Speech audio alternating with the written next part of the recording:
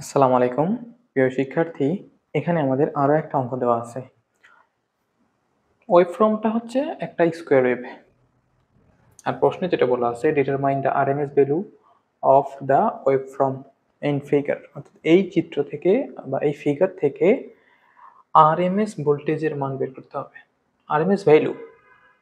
আর যেহেতু এখানে voltage 5 volt দেওয়া আছে, সুতরাং ভোল্টেজের মান 5 ভোল্টের আর ম্যাক্সিমাম ভোল্টেজ দেওয়া আছে, এখানে এর আরএমএস ভোল্টেজের মান বের করতে হবে। যদি আমরা প্রশ্নটার দিকে দেখি, এখানে একটা পজিটিভ ভ্যালু আছে, একটা নেগেটিভ ভ্যালু আছে, আবার একটা পজিটিভ ভ্যালু আছে। তাহলে আমরা বলতে পারি এই জিরো থেকে এইখান পর্যন্ত এইটা হচ্ছে অর্ধ সাইকেল এবং এইখানে হচ্ছে পূর্ণাঙ্গ সাইকেল, অর্থাৎ ওয়েভ লেন্থ হচ্ছে 0 থেকে 2 পর্যন্ত। অর্থাৎ আমরা বলতে পারি টাইম পিরিয়ড হচ্ছে টি, এইটা হচ্ছে আসলে 2 পর্যন্ত। তাহলে আমরা বলতে পারি টি ইকুয়াল টু 2। এখন প্রথম 0 থেকে 1 পর্যন্ত যদি আমরা ভোল্টেজের এটাকে লিখি 5 ভোল্ট, যদি 5 লিখি, 5 ইকুয়াল এটা হচ্ছে কত থেকে 0 টু 1, এবং নেগেটিভ 5 আছে, সেটা হচ্ছে 1 টু 2। অর্থাৎ 1 থেকে 0 থেকে 1 পর্যন্ত আছে পজিটিভ 5 এবং 1 থেকে 2 পর্যন্ত আছে নেগেটিভ 5। এখন যদি আমরা একটা আরএমএস ভোল্টেজের মান লিখতে চাই, তাহলে আমরা যেটা সূত্র জানি, অর্থাৎ VRMS root means square 1 by T integration 0 থেকে T পর্যন্ত, যেহেতু একটা ভোল্টেজের equation V square by dt. অর্থাৎ এটা হচ্ছে আমাদের আরএমএস ভোল্টেজ বা আরএমএস কারেন্ট বলি, আরএমএস এর ইকুয়েশন। এখন যদি মানগুলো বসিয়ে দিই 1 বাই 2, অর্থাৎ টি এর মান হচ্ছে 2। ইন্টিগ্রেশন করব এই দুইটা পার্টকে, পজিটিভ পার্ট এবং নেগেটিভ পার্ট। তাহলে এখানে যদি সেকেন্ড ব্র্যাকেট দেই, ইন্টিগ্রেশন 0 থেকে 1 পর্যন্ত 5 স্কোয়ার ডিটি প্লাস ইন্টিগ্রেশন 1 থেকে 2 মাইনাস 5 স্কোয়ার ডিটি, অর্থাৎ এখানে চলে আসবে, এখানে একটা সেকেন্ড ব্র্যাকেট হবে, অর্থাৎ হাফ, এটা সবার উপর কোন অবস্থায় আছে। তাহলে যদি আবার ক্যালকুলেশনে আসি 1 বাই 2, এখানে দাঁড়ায় 25। তাহলে এই 25কে যদি ডিটি সাপেক্ষে ইন্টিগ্রেশন করি দাঁড়াবে 25t,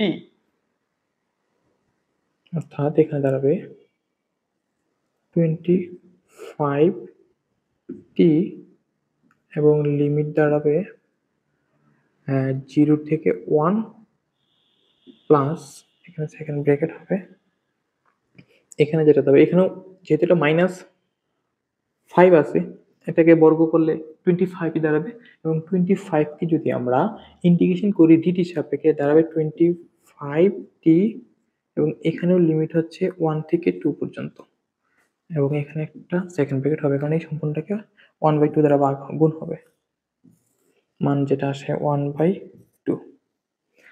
তাহলে এই t এর মান যদি একবার 1 বসে বিয়োগ 0 বসে, কি রকম আসে মানটা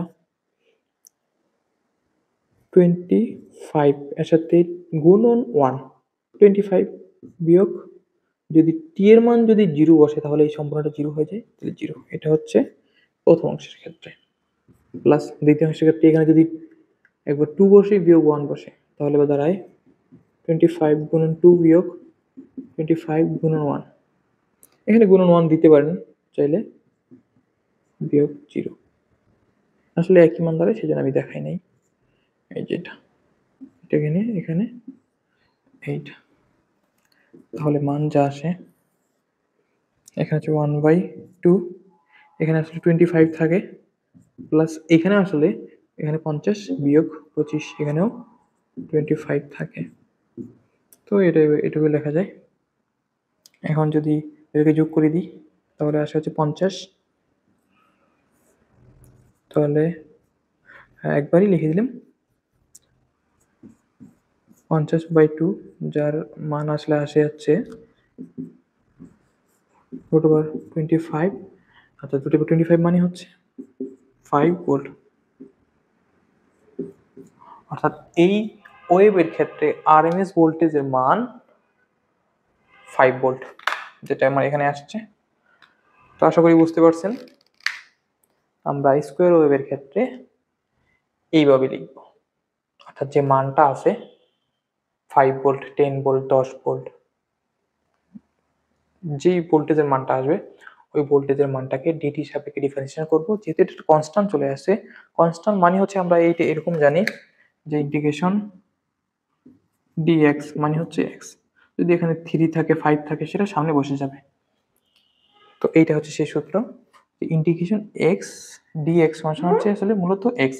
আর লিমিট যদি 0 থেকে 2 পর্যন্ত থাকে তাহলে এক্স এর যে মান হবে, একটা হবে 2 আর একটা হবে 0, অর্থাৎ 2 - 0। আশা করি সবাই বুঝতে পারছেন। আসসালামু আলাইকুম।